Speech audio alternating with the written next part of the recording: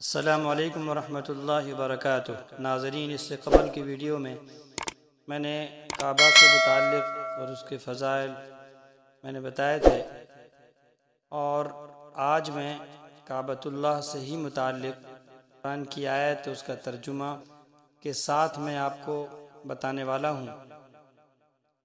کہ کعبہ کے سے متعلق جو چند آیات قرآن مجید میں نازل ہوئی ہیں اس کے فضائل میں، تو میں اس کو آپ کے سامنے آج لا رہا ہوں۔ کعبہ سے محبت کرنا اور کعبہ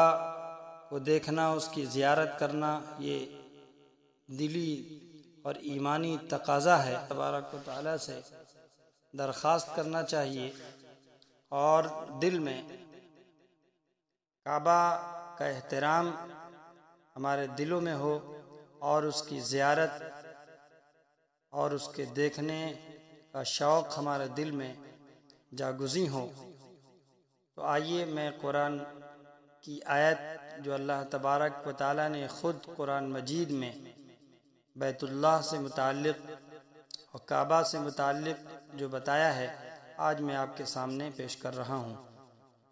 اللہ تبارک و تعالیٰ نے فرمایا: اعوذ باللہ من الشیطان الرجیم، بسم اللہ الرحمن الرحیم، ان اول بیت وضع للناس للذی ببکۃ مبارکا وہدی للعالمین۔ حقیقت یہ ہے کہ سب سے پہلا گھر جو لوگوں کی عبادت کے لیے بنایا گیا، یقینی طور پر وہ ہے جو مکہ میں واقع ہے، اور بنانے کے وقت ہی سے برکتوں والا اور دنیا جہاں کے لوگوں کے لیے ہدایت کا سامان ہے۔ فیہ آیات بینات مقام ابراہیم ومن دخلہ کان آمنا وللہ علی الناس حج البیت من استطاع الیہ سبیلا ومن کفر فإن اللہ غنی عن العالمین۔ اس میں روشن نشانیاں ہیں، مقام ابراہیم ہے، اور جو اس میں داخل ہوتا ہے امن پا جاتا ہے، اور لوگوں میں سے جو لوگ اس تک پہنچنے کی استطاعت رکھتے ہوں اس پر اللہ کے لیے اس گھر کا حج کرنا فرض ہے، اور اگر کوئی انکار کرے تو اللہ دنیا جہاں کے تمام لوگوں سے بے نیاز ہے۔ دوسری جگہ اللہ تبارک و تعالیٰ نے فرمایا: وَإِذْ قَالَ إِبْرَاهِيمُ رَبِّ اجْعَلْ هَذَا بَلَدًا آمِنًا وَارْزُقْ أَهْلَهُ مِنَ الثَّمَرَاتِ مَنْ آمَنَ مِنْهُمْ بِاللَّهِ وَالْيَوْمِ الْآخِرِ قَالَ وَمَنْ كَفَرَ فَأُمَتِّعُهُ قَلِيلًا ثُمَّ أَضْطَرُّهُ إِلَى عَذَابِ النَّارِ وَبِئْسَ الْمَصِيرُ۔ اور وہ وقت بھی یاد کرو جب ابراہیم علیہ السلام نے کہا تھا کہ اے میرے پروردگار، اس کو ایک پرامن شہر بنا دیجئے، اور اس کے باشندوں میں سے جو اللہ اور یوم آخرت پر ایمان لائیں انہیں قسم قسم کے پھلوں سے رزق عطا فرمائیے۔ اللہ نے کہا: اور جو کفر اختیار کرے گا اس کو بھی میں کچھ عرصے کے لیے لطف اٹھانے کا موقع دوں گا، مگر پھر اسے دوزخ کے عذاب کی طرف کھینچ لے جاؤں گا، اور وہ بدترین ٹھکانہ ہے۔ اللہ تبارک و تعالیٰ نے فرمایا: وَإِذْ يَرْفَعُ إِبْرَاهِيمُ الْقَوَاعِدَ مِنَ الْبَيْتِ وَإِسْمَاعِيلُ رَبَّنَا تَقَبَّلْ مِنَّا إِنَّكَ أَنْتَ السَّمِيعُ الْعَلِيمُ۔ اور اس وقت کا تصور کرو جب ابراہیم علیہ السلام بیت اللہ کی بنیادیں اٹھا رہے تھے، اور اسماعیل علیہ السلام بھی ان کے ساتھ شریک تھے، اور دونوں یہ کہتے جاتے تھے کہ اے ہمارے پروردگار، ہم سے یہ خدمت قبول فرما لے، بے شک تو اور صرف تو ہی ہر ایک کی سننے والا، ہر ایک کو جاننے والا ہے۔ قرآن مجید میں اللہ تبارک و تعالیٰ نے چند چیزوں کی قسمیں کھائی ہیں جو آپ کے سامنے موجود ہے۔ قرآن مجید میں اللہ تبارک و تعالیٰ نے فرمایا: والتین والزیتون وطور سینین وهذا البلد الامین۔ قسم ہے انجیر اور زیتون کی اور صحرائے سینا کے پہاڑ طور کی۔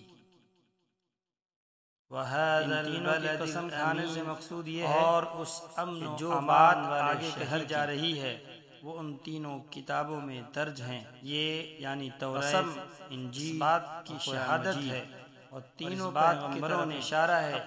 اللہ تبارک و تعالیٰ نے اسے بڑا مقام عطا فرمایا ہے، اللہ تبارک و تعالیٰ نے اہمیت ہے فرمایا، اس لیے اللہ تبارک و تعالیٰ نے بلد امین کی قسم کھائی ہے۔ وَأَنْتَ حِلٌّ بِهَذَا الْبَلَدِ، میں قسم کھاتا ہوں اس شہر کی، جبکہ اے پیغمبر آپ اس شہر میں مقیم ہوں۔ اس شہر سے مراد مکہ مکرمہ ہے جسے اللہ تعالی نے خصوصی تقدس عطا فرمایا ہے، اور اس میں حضور اقدس صلی اللہ علیہ وسلم مقیم ہونے کی بنا پر اس کے تقدس میں اور اضافہ ہوا ہے، کیونکہ آپ کی تشریف آوری کے لیے اس شہر کا انتخاب فرما کر اللہ تعالیٰ نے اس کی شان اور بڑھا دی ہے۔ دوسری جگہ اللہ تبارک و تعالیٰ نے کعبہ کی فضیلت